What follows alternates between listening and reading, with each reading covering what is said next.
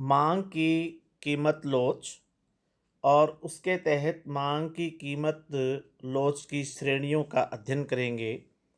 कक्षा 12वीं पाठ 5 भाग 1। सबसे पहले हम मांग लोच या कीमत लोच की अधिक व्याख्या करें उससे पहले ज़रूरी है कि लोच शब्द जो है वो किस लिए प्रयोग किया जाता है या उसकी परिभाषा क्या होती है। अगर एक तत्व में परिवर्तन होने पर दूसरे तत्व में भी परिवर्तन हो और उसको मापा जाए तो वो लोच कहलाएगा। जैसे प्राइस, डिमांड। प्राइस 1 है तो डिमांड 5 है, और जैसे ही कीमत 5 हो जाती है डिमांड 1 हो जाएगी। आप यहाँ देखेंगे कि कीमत बढ़ गई 5 तो मांग कम हो गई 1। आपको सिर्फ इतना पता चला कि कीमत के बढ़ने पर जो मांग है वो कम हो गई, लेकिन कितनी हुई है, जब हम इसको मापेंगे कि ये कितना प्रतिशत हुई है, कम हुई है या ज़्यादा हुई है, तो उस माप को क्या कहेंगे? लोच हम कहेंगे।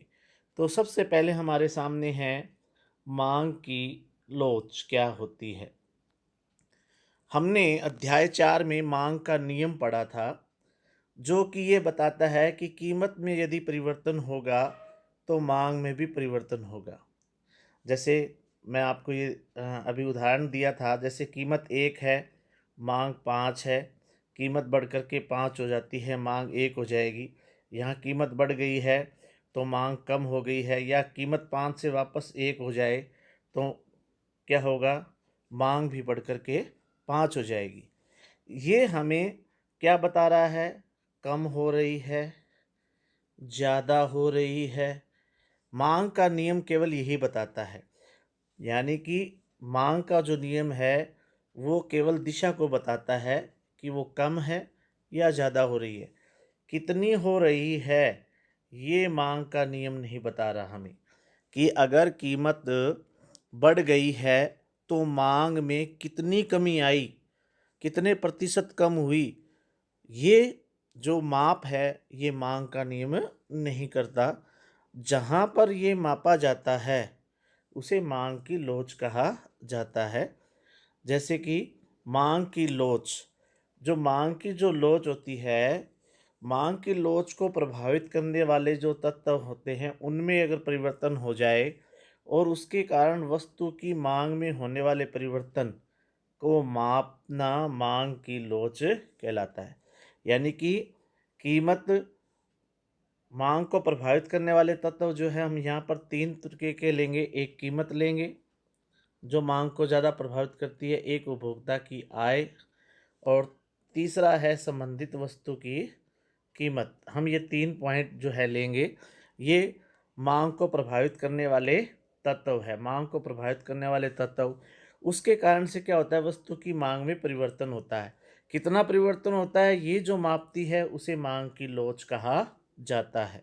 जैसे आप यहाँ देख पाएंगे कि जो वस्तु की मांग है वो किसके द्वारा होती है? कीमत के द्वारा, उपभोक्ता की आय के द्वारा, और संबंधित वस्तु की जो कीमत है उससे प्रभावित होती है। वस्तु की कीमत, उपभोक्ता की आय तथा संबंधित वस्तुओं की कीमतों में परिवर्तन होने पर मांग में होने वाले परिवर्तन के माप को मांग की लोच कहा जाता है।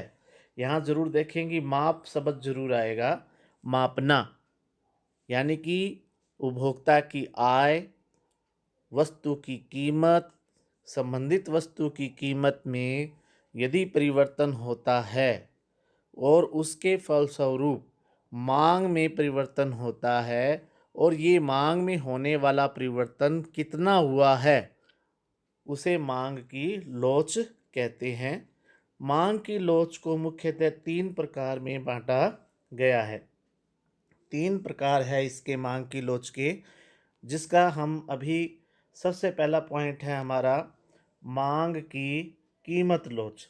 शब्द आ गया कीमत लोच तो क्या हो जाएगा? वस्तु की कीमत में परिवर्तन होने पर मांग में होने वाले परिवर्तन के माप को मांग की कीमत लोच कहेंगे। यहाँ लोच शब्द आएगा, कीमत लोच कहते हैं। इसी तरीके से आय लोच क्या बन जाएगी? उपभोक्ता की आय में परिवर्तन होने पर मांग में परिवर्तन होता है। और कितना परिवर्तन होता है? यानी कि जो मांग के परिवर्तन के माप को मांग की आय लोच कहेंगे। और इसी तरीके से है मांग की आड़ी लोच। मांग की जो आड़ी लोच है वो क्या कहलाती है? संबंधित वस्तुओं की कीमतों में परिवर्तन होने पर मांग में होने वाले परिवर्तन के माप को मांग की आड़ी लोच कहते हैं। Cross elasticity demand. इसके बाद हमारा सबसे पहला है मांग की कीमत लोच की क्या होती है। मांग की कीमत लोच से अभिप्राय है कीमत में परिवर्तन के कारण मांग में होने वाले परिवर्तन का माप। ये डेफिनेशन हम अभी ऊपर कर चुके हैं। इसका अर्थ ये हुआ, परिवर्तन में क्या होता है कि कमी और वृद्धि दोनों को शामिल किया जाता है।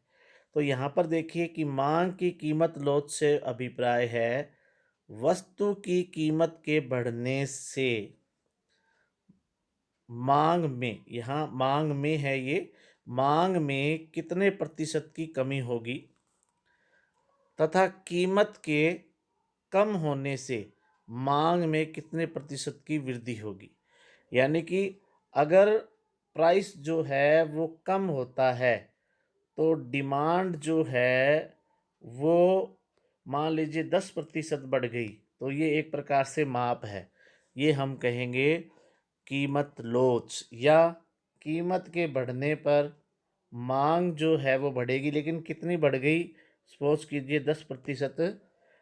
कीमत के बढ़ने पर मांग जो है वो कम हो गई, तो हम क्या कहेंगे? इसको 10% की कमी हुई, तो ये भी मांग की कीमत लोच कहलाएगी। इसी तरीके से इसका फार्मूला जो बनेगा वो हमारे पास ये होगा, मांग की कीमत लोच मांगी गई मात्रा में प्रतिशत परिवर्तन, या अनुपातिक भी हम लिख सकते हैं। यहाँ पर प्रतिशत के स्थान पर अनुपातिक भी कर सकते हैं, और कीमत में होने वाला प्रतिशत परिवर्तन। क्योंकि प्राइस और डिमांड इन दोनों में नेगेटिव रिलेशन है, नेगेटिव नकारात्मक रिलेशन है, इसलिए इसके आगे ये माइनस का निशान हम लगाते हैं। इसके बाद आता है मांग की कीमत लोच की श्रेणियां अथवा कोटियां क्या हैं। श्रेणियां या कोटियां दोनों ही इसके नाम आ जाते हैं। सबसे पहला हमारे पास है मांग की पूर्णतया लोचदार मांग, परफेक्ट इलास्टिक। तो इसमें हम देखने की कोशिश करेंगे। यहाँ पर आप देखेंगे कि जैसे मैं एक टेबल तैयार कर रहा हूँ, जैसे मान लीजिए कि हमारे सामने P और ये D, मान लीजिए कीमत 4 है, ये कीमत 4 है और ये मांग रही 30। तो उस स्थिति के अंदर हम क्या, डिमांड कितनी है? हमारे पास 30 है। कीमत बढ़ कर के मान लीजिए 5 हो जाती है और डिमांड 0 हो जाती है। तो आप देखिए कहाँ 1 रुपये का फ़र्क हुआ। जैसे ही कीमत 1 रुपये बढ़ी, मांग जो है वो कम होकर के 0 हो गई। तो इसमें जो अंतर आया, कीमत में क्या हुआ? परिवर्तन होने से इस मांग में जो परिवर्तन हुआ है वो अनंत हुआ है या बहुत अधिक हो गया है। इस कारण से इसे हम पूर्णतया लोचदार कहेंगे। पूर्णतया लोचदार मांग। पूर्णतया शब्द जरूर आपको लगाना है, पूर्णतया लोचदार मांग। ये इस तरीके से इसका बनेगा। जैसे आप इसको देख सकते हैं, इसमें हम यहाँ पर ये हमारे सामने कीमत जैसे सपोज कीजिए कि 4 है, तो हम यहाँ एग्जांपल लेते हैं कि डिमांड 30 है। कीमत जैसे ही 5 हो जाती है, मांग 0 हो जाती है। क्योंकि कीमत के बढ़ने पर मांग 0 हो जाती है, यही पॉइंट आ जाएगा। तो इसका मतलब पहले जहाँ 4 कीमत पर तो मांग हो रही है 30 की, और कीमत जैसे ही थोड़ी सी बढ़ गई ये 0 हो गई। इसी तरीके से कीमत वापस 5 से 4 हो जाए, सपोज कीजिए कीमत वापस 5 से 4 हो गई और मांग पुनः बढ़ कर के 30 हो जाती है। तो इसका मतलब क्या हुआ, कीमत के थोड़े से कम होने पर मांग में कितना आ गई, डिमांड कितनी हो गई, 30 की एकदम बढ़ गई। तो इसका अर्थ ये हुआ कि मांग में भी अनंत वृद्धि हुई, यानी कि कीमत के कम होने पर मांग में अनंत वृद्धि हो जाए या कीमत के बढ़ने पर मांग में अनंत कमी हो जाए, उसे पूर्णतया लोचदार मांग कहते हैं। अगला है हमारा पॉइंट, पूर्णतया बेलोचदार मांग क्या होती है। पूर्णतया बेलोचदार मांग, परफेक्टली इन इलास्टिक, जिसमें हम एक चीज़ इसमें ये करेंगे, यहाँ पर जो हमारा दिखा रखा है आपको इलास्टिसिटी ऑफ डिमांड, और इस जो सिंबल है इसका मतलब होता है इनफाइनाइट, अनंत, जिसको हम बोलते हैं। यहाँ पर जो लोच है वो क्या है, अनंत। लोच कैसी है, अनंत। आप यहाँ पर हिंदी में भी लिख सकते हैं, लोच बराबर अनंत लिख सकते हैं। इसके बाद हमारे सामने ये हमारा पॉइंट है, पूर्णतया बेलोचदार मांग क्या है। पूर्णतया बेलोचदार मांग वो मांग होती है जिसमें कीमत में परिवर्तन होने पर मांग में कोई भी परिवर्तन नहीं होता। आप यहाँ पर देखेंगे ये डायग्राम दे रखा है हमारे सामने। सपोज कीजिए पी और डी, कीमत 1 है, मांग 5 है, कीमत 2 है, मांग 5 है, कीमत वापस जो है वो 1 हो जाती है तो भी मांग 5 है। देखिए आप यहाँ पर कीमत में परिवर्तन होने पर मांग में कोई परिवर्तन नहीं हुआ। तो आप यहाँ एग्जाम्पल भी देखें, जैसे 2, अगर कीमत 2 है तो ये डिमांड कितनी है, 4, कीमत बढ़ कर के 4 हो गई तो भी डिमांड कितनी है हमारी, 4, 6 हो गई है तो भी डिमांड कितनी है, 6, कीमत 6 से 4 हुई तो भी मांग 4, वापस 4 से 2 हुई तो भी मांग 4। इसका मतलब क्या हुआ, कीमत का कोई भी प्रभाव नहीं पड़ रहा है, कीमत का प्रभाव शून्य है। तो यहाँ पर जो लोच है वो क्या है, ज़ीरो है, शून्य है। इसलिए यहाँ पर जो इलास्टिसिटी ऑफ डिमांड रहेगी वो 0 रहेगी, और यहाँ आ जाएगा पूर्णतया बेलोचदार मांग, पूर्णतया बेलोचदार मांग। इसके बाद जो है हमारा आता है इकाई लोचदार मांग क्या होती है।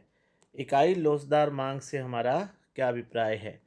जैसे आप देखिए कीमत और डिमांड, मान लीजिए कीमत जो है वो 10% कम हो गई और मांग जो है वो 10% ही बढ़ गई, यानी कि 10/10 ये आ जाएगा 1।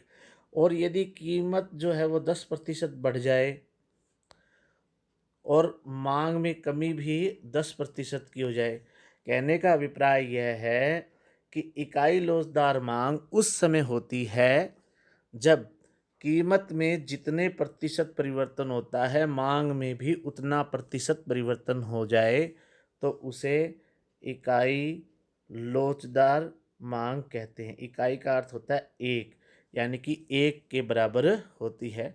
इसे हम डायग्राम से समझ सकते हैं। आप यहाँ देखेंगे डायग्राम में कि जब कीमत P है तो उस समय मांग हमारी B है।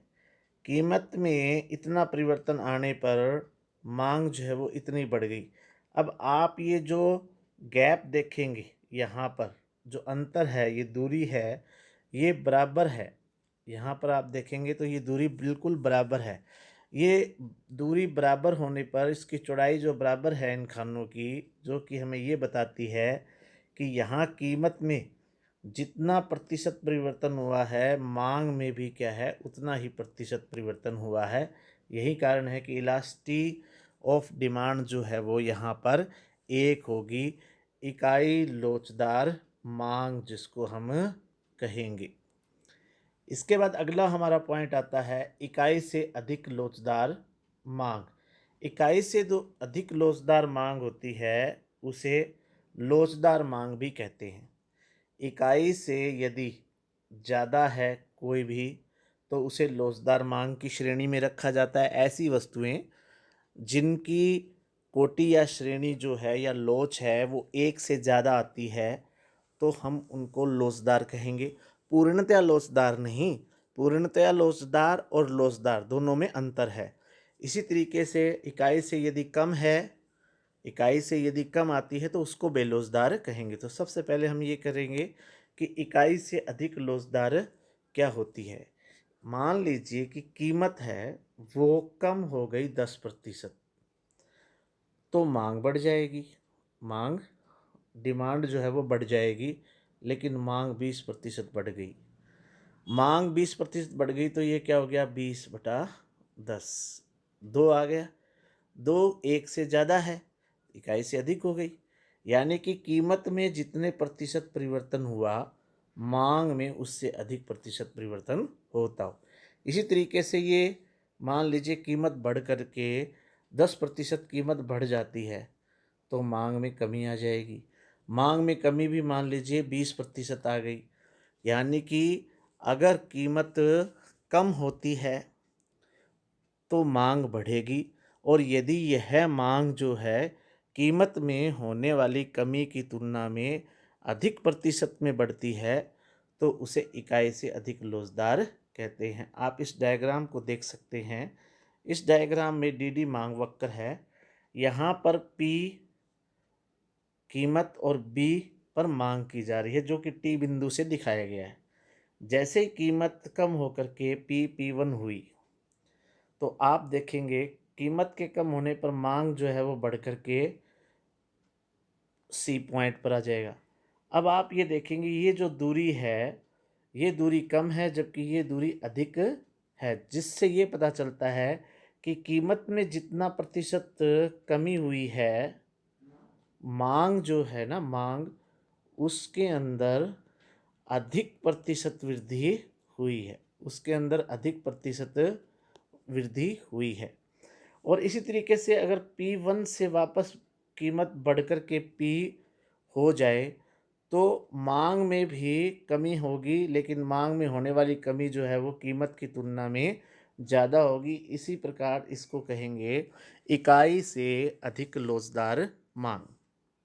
इसके बाद हमारा पॉइंट आता है इकाई से कम लोचदार मांग। यहाँ पर कम आएगा, यहाँ टाइप नहीं हो पाया, कम लोचदार मांग। इकाई से कम लोचदार मांग को हम बेलोचदार भी कहते हैं। इकाई से कम का मतलब ये होता है, हम एक एग्जांपल से इसको देखेंगे। मान लीजिए ये कीमत है और ये मांग है। कीमत कम हो गई 10%, तो मांग बढ़ जाएगी। कीमत में कोई मांग बढ़ी, लेकिन मांग बढ़ी 8% थी। तो यहाँ पर आप देखेंगे 8/10 करेंगे तो 0.8 आ जाएगा, जो कि 1 से कम है, यानी कि इकाई से कम। और इसी तरीके से मान लीजिए कीमत में वृद्धि हो जाती है 10%, तो कीमत में वृद्धि होगी तो मांग कम हो जाएगी। मांग वापस 8% कम हो, यानी कि कीमत में जितना परिवर्तन हो रहा है, मांग में उससे कम परिवर्तन हो रहा है। तो इकाई से कम लोचदार मांग उस स्थिति में होगी जब कीमत में जितने प्रतिशत परिवर्तन होता है, मांग में उससे कम प्रतिशत परिवर्तन होता हो। उसे इकाई से कम लोचदार मांग कहते हैं। जैसे कि आप इस डायग्राम में देख सकते हैं, आप यहाँ डायग्राम दिया गया है, कीमत P, तो आप देखेंगे मांग क्या है, B। इस स्थिति में कीमत कम हो गई P से P1। कीमत के कम होने का परिणाम क्या होगा, मांग बढ़ेगी। लेकिन आप देख सकते हैं कि ये जो दूरी है और ये दूरी है, प्राइस के मामले में जो दूरी है, गैप है, वो ज़्यादा है और मांग के मामले में ये कम है। तो यहाँ ये प्रदर्शित हो रहा है कि कीमत में जितना परिवर्तन हुआ है, माँग में उससे कम परिवर्तन हुआ है। इसी तरीके से अगर मान लीजिए प्राइस वापस बढ़ कर के P1 से P हो जाएँगे, तो माँग वापस कम हो जाएगी C से B। लेकिन कीमत में होने वाले परिवर्तन की तुलना में माँग में कम परिवर्तन होगा। इसलिए इसे elasticity of demand less than 1 कहेंगे। इकाई से कम लोचदार, जिसे कि बेलोचदार भी कहते हैं।